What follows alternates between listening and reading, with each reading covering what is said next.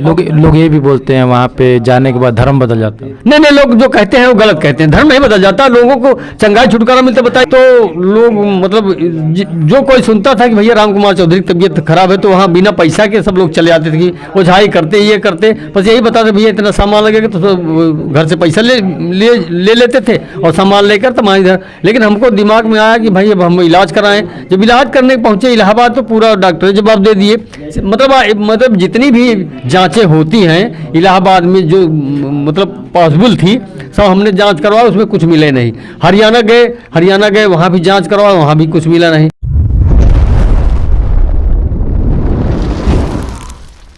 आप सबको जय मसीह की प्रभु आप सबको आशीष दे। और हमारे बीच में एक चाचा है और उनकी गवाही को सुनेंगे कि कैसे परमेश्वर इनको चुना और इनके जीवन में क्या किया कि आज प्रभु यीशु मसीह को मानते हैं, क्योंकि इसके पहले प्रभु यीशु मसीह को जानते भी नहीं थे और जो एक उनको मानते भी नहीं। तो सबसे पहले हम आपका स्वागत करते हैं। आप अपना नाम बताएं। राम कुमार सरोज। तो आप प्रभु को नहीं जानते थे तो आपका जीवन कैसा था? जब हम प्रभु को नहीं जानते थे तो हमारा जीवन बहुत बेकार था। जैसे मान लीजिए कि हम इधर उधर भटकते रहते थे, कहीं व्यभिचार में, कहीं मतलब तमाम तरह की कुरीतियों, तमाम तरह की गलत लाइन में, मतलब साध संग था लेकिन करते नहीं थे। साध संग था उन लोगों का लेकिन मैं करता नहीं कभी था। लेकिन उसी बीच में हमको बीमारी आ गई। अब बीमारी में हम बहुत परेशान हुए, बहुत 4-5 लाख रुपए हम खर्च कर दिए, हमको कहीं से राहत नहीं मिली। वहीं से अस्पताल से आए तो अपने ननिहाल पहुँचे, सराई नहर ग्राम सभा लगता है, वहीं रोशनलाल पास्टर हैं एक, तो हमारी साली बताया कि भैया यीशु दरबार लगता है रोशनलाल भैया के यहाँ, वहाँ मतलब गांव में देवर जेठ का सब रिश्ता चलता है, तो पास्टर नहीं बता। सबसे पहले जब आपको बीमारी हुआ तो आपको तो डॉक्टर के पास, अरे तमाम कम से कम 50 डॉक्टर तमाम बताए ना हम कि 4-5 लाख रुपए हमने एक साल के अंदर खर्च किया। यहाँ तक कि हरियाणा तक पहुँचे, इलाहाबाद के डॉक्टर जो भी पेट वाले थे उन्होंने जवाब दे दिया, बताया कि भाई हमारे बस की बात नहीं। डॉक्टर क्या बोलता था? डॉक्टर बताया कि हमारे बस की बात नहीं, अब आगे जाइए। यहाँ इलाहाबाद के जो भी डॉक्टर थे 4-5 लाख रुपए लग गए। अरे हाँ 4-5 लाख रुपए यहाँ लग गया। मतलब ओझाई भी करवाया, ओझाई भी इतना ओझाई करवाया कि कम से कम क्या बताएं, ओझाई की तो कोई गिनती नहीं थी। तमाम जितने क्षेत्र में ओझा थे सब, मतलब नाम हमारा फेमस था ही, सब लोग जानते थे कि भाई राम कुमार चौधरी की तबीयत खराब है। जो बस पहुँचते यहाँ फिर क्या करता कि आपका नाम फेमस था?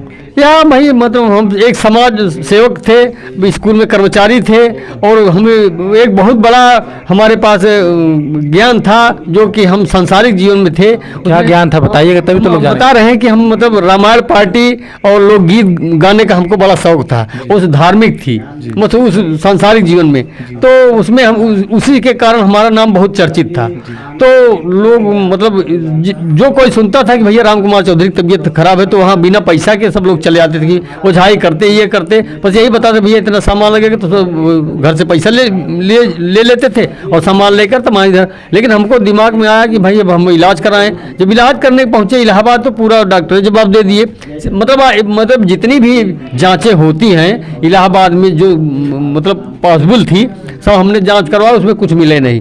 हरियाणा गए वहाँ भी जांच करवाया, वहाँ भी कुछ मिला नहीं।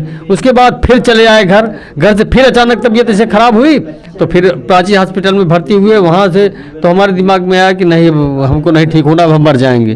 तो वहाँ से हम चल दिए अपने ननिहाल, यहाँ सराई नहर ग्राम सभा लगता है, वहाँ गए तो वहाँ शाम को पहुँचे तो एक हमारे साली के घर में एक यीशु प्रभु का फोटो लगा था।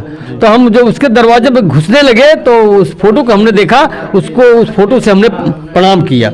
क्योंकि आप तो मानते नहीं थे, फिर कैसे प्रणाम? नहीं मानते नहीं थे लेकिन हमारे आदमी मतलब अंतरात्मा एक बैग हमको हमारे ऊपर आ गई कि नहीं, दरवाजे के सामने घुसते समय हमारे दिमाग में यही बात आ गई कि ये हमारे हमको यही ठीक कर सकते हैं। मतलब कोई मजाक की बात मैं नहीं कर रहा हूँ, वो वास्तविक बता रहा हूँ कि हमारे दिमाग में जब मैंने फोटो देखा, फोटो देखने के बाद तुरंत तत्काल हमारे दिमाग में बात आ गई कि बस अब मैं ठीक हो जाऊँगा। फिर उसके बाद वही उसी फोटो के नीचे चौकी थी, उस पर खाना खाए, जबकि हम कई दिन से कुछ खाए पिए नहीं थे।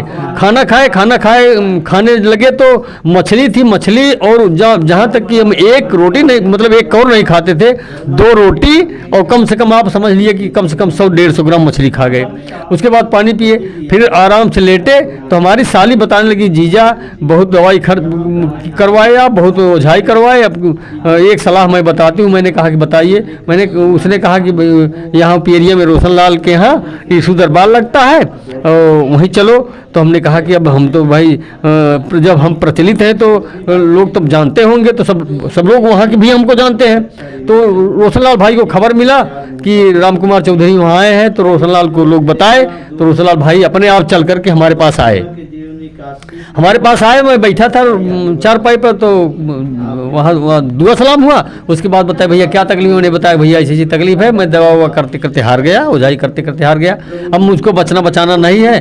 अब हाँ ठीक है, मैंने हमारी साली बता रही थी कि भैया आपके यहाँ दरबार लगता है, तो अगर हो सकता है कि आप बताइए। तो रोशनलाल भाई ने कहा कि भाई देखिए इसमें कुछ लगता उगता नहीं है, न कुछ मैं करता हूँ, मैं प्रभु के नाम से मैं प्रार्थना कर दे रहा हूँ। मैंने कहा कि भैया आप प्रार्थना कर दीजिए, और वैसे मेरे दिल में यही बात आ गई कि मैं तो अब ठीक हो जाऊंगा। मेरे दिल में बात आ गई, मैं यहाँ तक कि आप समझिए कि मेरा हाथ पकड़ के लोग उठाते थे तो मैं पेशाब करने जाता था। अब मेरे दिमाग में एक गिलास वही लहू जो बन गया, वो हम मतलब अब क्या बताएं हम कि क्या बन गया हमारे लिए। मुझको आराम मिला, रात में मुझको बढ़िया फर्स्ट क्लास नींद आई। फिर उसके बाद फिर दूसरे दिन रोशनलाल भाई के यहाँ मैं सुबह गया, फिर शाम को उनके यहाँ प्रार्थना होती थी, आने जाने लगा।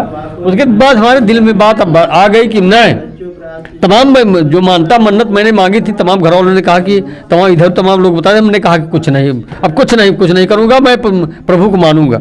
मैं प्रभु को मानने लगा, मेरा विश्वास एकदम बढ़ गया, और मेरी बीवी भी मेरे कहने पर आ गई कि हाँ, मेरे बच्चे समझने लगी, मेरी बेटियां समझने लगी, मेरे दामाद, मेरे माने सब रिश्ते नातेदार मेरे समझने लगी कि बाबू की तबीयत अब ठीक हो रही है, अब ठीक हो गए बाबू। तो सबको मालूम हो गया कि जब रोशनलाल भाई के यहाँ जो चर्च चलती है, जब यीशु मसीह के खाली प्रार्थना करने से, हाथ उठा करके प्रार्थना करने से जब चंगा मिल जाती है, दवा दुआ का कोई कमाई नहीं है, कोई पैसे नहीं लगना है, तो हमको बहुत आनंद। तो हमारा परिवार भी भाई उसी में रहने लगा।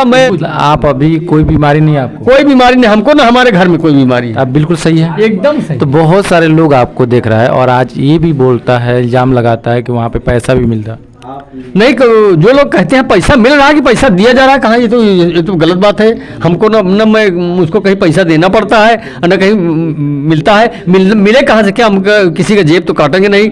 लोग ये भी बोलते हैं वहाँ पे जाने के बाद धर्म बदल जाता है। नहीं, लोग जो कहते हैं वो गलत कहते हैं, धर्म नहीं बदल जाता, लोगों को चंगाई छुटकारा मिलता। बताइए आप, ओझाई में कितना पैसा लोग खर्च कर देते हैं, और दवाई में कितना पैसा खर्च करते हैं, मसीह में आने के बाद कोई पैसा नहीं लगता, न कोई दवाई लगती है। तो बहुत सारे लोग जो है आपको देख रहे हैं, तो उन लोगों को क्या कहेंगे आप? उन लोगों से हम यही कहेंगे, भाई देखिए मसीह में केवल जाने से नहीं, एडमिशन करवा लीजिए, स्कूल मत जाइए, आप कहाँ पर परीक्षा पास करेंगे।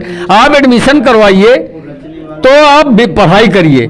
मसीह में आने का यही मतलब नहीं कि हम मसीह में चले गए हम चंगाई, हमको ऐसी कोई बात नहीं है। विश्वास जो हमारी बाइबल कहती है, बाइबल के वचन के हिसाब से अपने सिद्धांत को, अपने धर्म को, अपने नियम को, अपने चरित्र को, अपनी वाणी को, अपने चाल चलन को हम सुधार करेंगे तो एकदम 101% है हमको चंगाई मिलेगी, प्रभु हमको आशीष प्रभु की तरफ से मिलेगी। तो दोस्तों आप लोगों ने देखा किस प्रकार से जो है कि चाचा बताए कि आपके बीच में कि कैसे इनका जीवन जो है कि बहुत ही ख़राब था, और जो है कि काफ़ी ज़्यादा प्रॉब्लम इनके जीवन में था, काफ़ी ज़्यादा इलाज कराया, बहुत सारा जगह पे गए लेकिन सही नहीं हुआ। लेकिन प्रभु यीशु मसीह के पास आए, प्रभु यीशु मसीह के नाम से इनको दुआ किया गया और पानी को जो है कि प्रार्थना करके इनको पिलाया गया, और ये जो है कि बिल्कुल चंगे हो गए और आज जो है कि स्वस्थ हैं और आपके सामने गवाही दे रहे हैं। और आप लोगों को क्या करना है, अपना विचार ज़रूर कमेंट बॉक्स में लिखिएगा। फिर मिलते हैं एक नए गवाही के साथ, तब तक आप सबको जय मसीह।